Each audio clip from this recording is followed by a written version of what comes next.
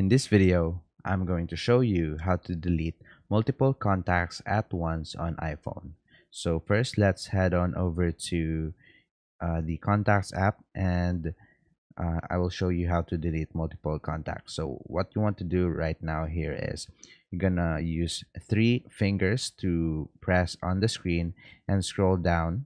So first, let's hold that and just scroll down using two fingers.